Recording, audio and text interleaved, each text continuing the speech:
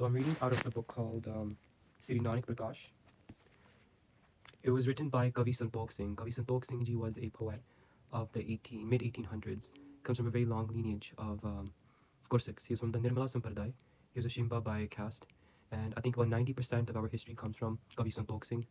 And this book came out, I think, this translation, I should say, came out in 2017, 18, just a little bit before COVID happened.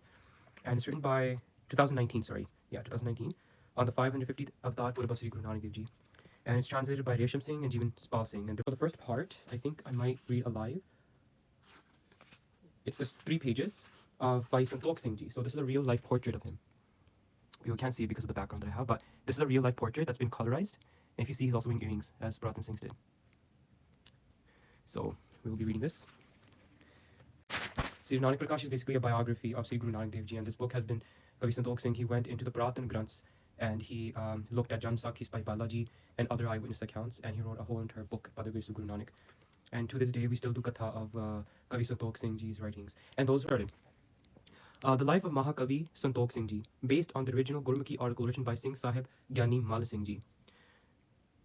Churamani Mahakavi Bhai Santokh Singh Ji, the writer of this great poetic masterpiece, Sri Guru Nanak Prakash, was born in the village of Noor Di Sarai, which is now known as Kila Kavi Santokh Singh Ji, on the 22nd of September, 1788. His parents' names were Pai Deva Singh Ji and Mata Raj Kaur Ji. Kavi Ji started their Vidya, or the literary training, with their father Pai Deva Singh Ji. Then, with the recommendation of Pai Ram Singh Ji, Amritsar, they became the student of the famous leader of the Gyani Sampradaya, which is a traditional lineage of scholars from the time of Guru Gobind Singh Ji, and the Granthi Sahib of Sachkhand Sri Harmandir Sahib, by Sant Singh Ji Gyani. Kavi Ji, from their childhood, was very intelligent and learnt very quickly. In a short period, they mastered Sikh literature and historic granths. Alongside this, they also learned Sanskrit and Braj Bhasha. In the space of 10 years, under the guidance of the great Bhai Sant Singh Ji Gyani, and in the educational atmosphere of Amritsar, Kavi Ji, which also means poet, developed into an excellent poet. They became adept in writing Hindi, Sanskrit, Braj Bhasha, and Punjabi poetry. After gaining the blessings of their Vidya Guru, so Vidya Guru in the Sampradaya tradition, in the Puratan Sikh Sampradaya tradition, means a person who teaches you Guru Granth Sahib Ji and who's sort of like your guide into Sikhi.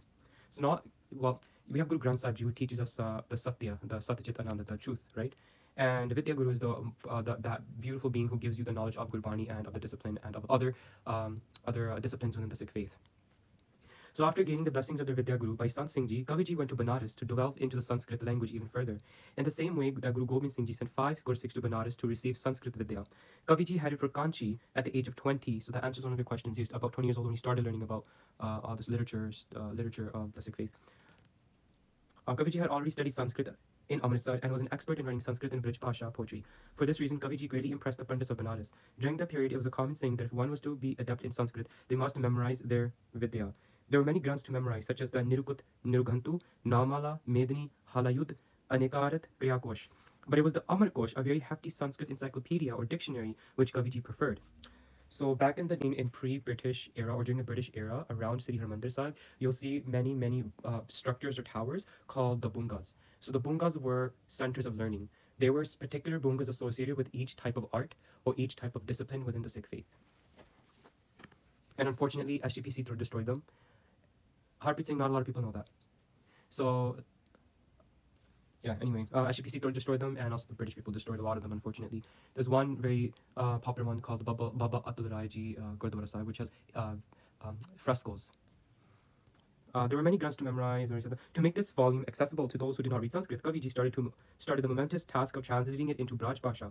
In 1870 or 1812 AD, Kavi Ji left Kanchi and arrived in the village called Buria in Punjab. Buria was on the river bank of Jamuna River and was under the command of Raja Bhagwan Singh of the Pangi Misl at the time. With the help of Sardar Dayal Singh, Kavi Ji became the court poet of Raja Bhagwan Singh, part of the Pangi Misl. Residing in the Dayalgarh area of Buria, Kavi Ji became busy in completing their already commenced project of translating Amar Kosh, and completed this by 1878 Bikrami or 1820 AD. It was after completing the Amar Kosh that Kavi Santokh Singh Ji decided that there was a need for a complete and detailed biographical version of the Sikh Guru's history.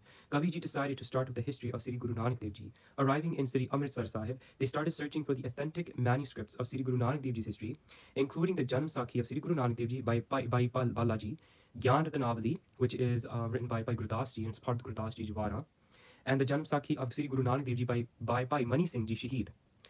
Mehma Prakash by Baba Swarup Das, who was I think an Udasin, and any other historical manuscript that they could find. Combining all these sources and the research, Kaviji started to write the history of Sri Guru Nanak Dev Ji in the form of poetry, which by Jivanpal Singh Ji and by Resham Singh Ji of UK had blessed the Sikh Panth with this beautiful English translation. So the next part is just a little bit of a verse from the actual book. Ad sudhasar je is thana khoj ni ke vednana. In the beginning, I searched in various ways in places such as Sri Amritsar Sahib. Likhi dekh keti bahut hai, keti sani jo man meh pai. Writing down whatever I could find from various places, and that which was pleasing to the mind when I heard, i.e., the Sakhis from various Gyanis from the traditional lineages of Amritsar. Bean gur mehma achi, makhan jo lini taj chachi. I selected those writings in which the praises of the Guru were found, in the same way that when churning milk the butter is taken out and the leftover discarded, i.e. that which Kaviji deemed to not be in the glory of Guru he left aside. Kavita taki ruchik banai Satguru sikhne ke man pai. Taking all this information I had gathered, I wrote this as poetry that would be pleasing to the mind of the Sikhs of the Satguru. That is in chapter 57 of Sri Guru Nanak Prakash. After much effort and with the blessings of the Guru Sahiban, Kaviji completed Sri Guru Nanak Prakash Granth on the Katak Suddhi of 15th of 1880 Bikrami, or in modern day Gregorian calendar 1824 AD, at Sri Amritsar Sahib.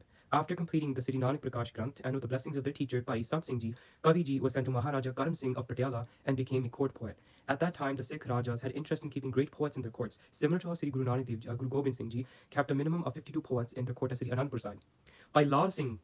Bhai Lal Singh, a descendant of Bhai Pagtu Ji, resided in Kantal and was also fond of keeping many poets in his court. When Lal Singh's younger son Uday Singh sat on the throne, his mother Mata Sahib Kaur requested him to bring Kaviji to Kantal from Patiala after hearing the many praises of Kaviji. With the permission of Raja Karam Singh, Kaviji left for the Kantal, where he received with much respect. It was around this time in 1882 Bikrami or 1824 AD that Kaviji completed the Garb Ganjani Tika. The Garb Ganjani Tika is a really huge and thick, very hard to understand if you don't have a Vidya Guru commentary on the Japji Sahib. So I'll repeat that. Garb Ganjani Tika. This is not the only work of Kaviji. He also wrote many commentaries as well, as the Nirmala Sampradaya does and has done. So Garba means ego, Ganjani means to destroy. So it's the Garb Ganjani Tika. It's like the ego destroying commentary of Sri Japji Sahib, basically. That's what it translates to. So this Tika, the translation of Sri Japji Sahib, was written to destroy the ego of Swami Anandaghan, who had also written a Japji Sahib Tika, but had slandered Sri Guru Nanak Dev Ji. So a lot of you will notice that in the traditional Sikh Pratan Sikhi, although we respect the Brahmins a lot, like we respect them for their knowledge, there have been corrupt ones in throughout the ages. And Shri Krishna Bhagwan Ji also says in the Sri Gita that in Kali Yuga, the Brahman or the religious one will become corrupt from the heart. So the Sikhs of Guru Nanak Dev Ji have been blessed, like Kavi Santok Singh Ji, where a lot of these inspiration came by debating the Brahmins, right, of real Gyan. And later on, when we go into other commentaries written by the Nirmalas, like the Vivek Prapadika, and what else do I have in my collection? Bhav Samrit. There's a story there where I think 75 books were written by a certain Gyani of the Nirmala Sampradaya, and they gave that as a gift to the Brahmins so they can also learn and understand the essence of Gurbani and the essence of the Vedas, right? But then out of jealousy, the Brahmin Pandits of Varanasi and Banaras, they destroyed them, they ripped them apart and they destroyed them. And only 5 were remaining. So, alongside Gurbani and Guru Itihas, or the history of the Gurus, Raja Uday Singh was very interested in the knowledge of the Upanishads, Vedant and Yoga. So, in Puratan Sikhi, if you go into the actual sources, Sikhs learned the Upanishads, we learned the Yoga, and we learned Vedant, and we also learned Gurbani in depth. So, for example, this Raja, he's a Sikh Raja, Raja Uday Singh was very interested in the knowledge of the Upanishads, Vedant, and Yoga. It says right there. Upon his request, Kaviji completed the Atam Puran, which is based on the Upanishads, in 1828 AD. And by the end of 1891, 1833 AD, they had completed a translation of the Valmiki Ramayana. So Valmiki is the original person who wrote the Holy Ramayana, the Katha of Sri Ramchandra Ji. And he completed Kaviji completed a translation of that Ramayana. Guru Gobind Singh Ji also writes the Ram Avatar, which is his version of the Ramayana. And Valmiki, Rishi Valmiki Ji, he's also called a Gursik, enlightened being in Sri Guru Granth Sahib Ji themselves. The king was also, Raja Uday Singh, the king, was so impressed by his translation that he gave Kaviji the village of Motali as a reward. Kaviji had a great desire to write the complete history of the Guru Saiban. Kaviji writes that the start of the Sri Gur Pratap Surj Prakash Granth.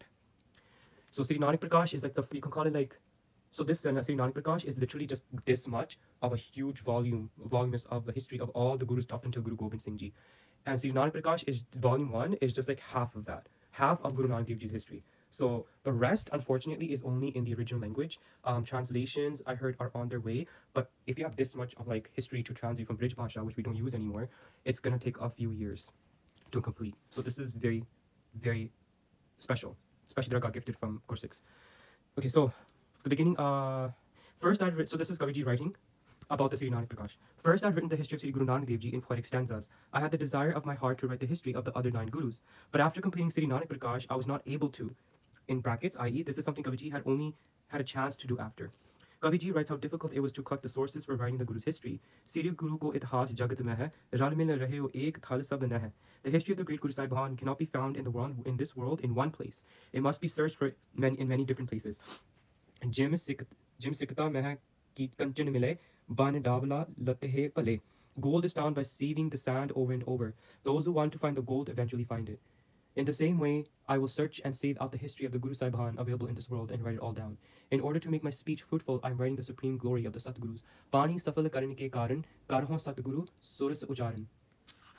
So that history, which was located in different places and written in different granths, was very difficult to find. But with the help of Raja Uday Singh and the Kantal Darbar, the court, much material was brought together. Raja Uday Singh sent his men to far off places like Afghanistan to obtain whatever manuscripts they could. Kaviji themselves write that they traveled to many places themselves to obtain information and see the historical asthans to portray an accurate representation when describing them in the Granth. Kaviji also says in the Guru Pratap Surj Granth that they were able to base a lot of their work on the Guru Bilas Pasha Dasmi, which I have a copy of, and the Panj Sau Sakhi, the 500 Sau Sakhi up by Guru Bakh Singh Ji, also known as by Ram Koyer Ji, the descendant of Baba Buddha Ji and contemporary of Sri Guru Gobind Singh Ji. How Kaviji obtained these granths in Kaviji's great spiritual avastha, spiritual level, mentioned in Sampradaya Katha, will be shared in detail in volume 2. So this is volume 1. I'm not sure when volume 2 is coming. Maharishi Vyasji organized the great epic of the Mahabharata in 18 large sections with further dividing sections. But Kaviji went a step further by dividing the history of the 10 Guru Sahibhan, likening it to the sun. The Gurus are like the Suraj, the sun that emanates prakash, or light that gives peace and comfort to all, destroying darkness and ego. Kaviji divided his epic history into 12 ras, or 12 zodiac signs, with 6 seasons attached to each, and 2 ayan, which are ascending and descending nodes. So it's a literary way of writing books back in the day. I don't understand. Only the first part I understand. So basically, the authors are describing how Kaviji divided his work up. This Granth was named the Sri Gur Pratap Suraj Prakash Granth, meaning that the Granth in which the glory of the Gurus is shining forth like the sun. Each chapter of this Granth is known as Ansu, which means ray, like a ray of light. Each chapter is like the rays of the sun. Kaviji has written this history in such a way that the events of the Guruji's life appears in front of eyes like a film. Those who listen to the katha of this Granth get transported to the scene of the Sakhi.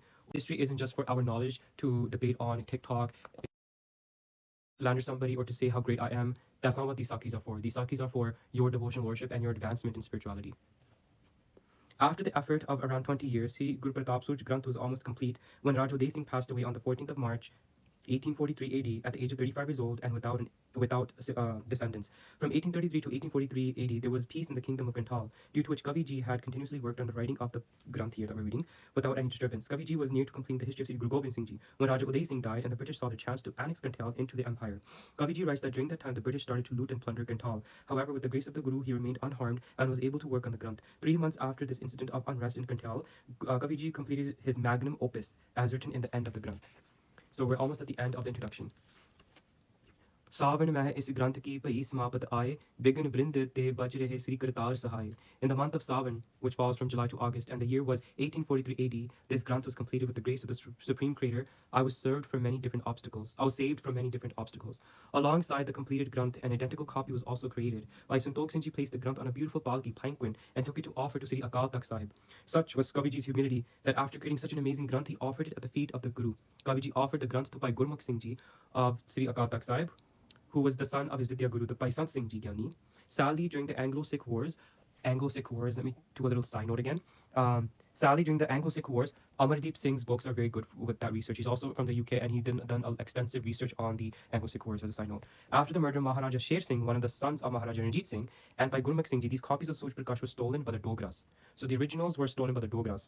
Kaviji had a great desire to proofread and check the work, but they sadly left this world on the 21st of October 1843 CE. Kaviji was 56 years old when ascended to Sachkhand after a bout of illness, only a short period after completing the Suraj Prakash. I can't read that. This was a very short overview of Mahakavi Santokh Singh Ji's life. In further volumes, we hope to delve more into Kaviji's great life, sharing the spiritual experiences and more details on their life. That actually That's the end of the live. Vaheguru Ji Ka Khalsa, Vaheguru Ji Ki Fateh.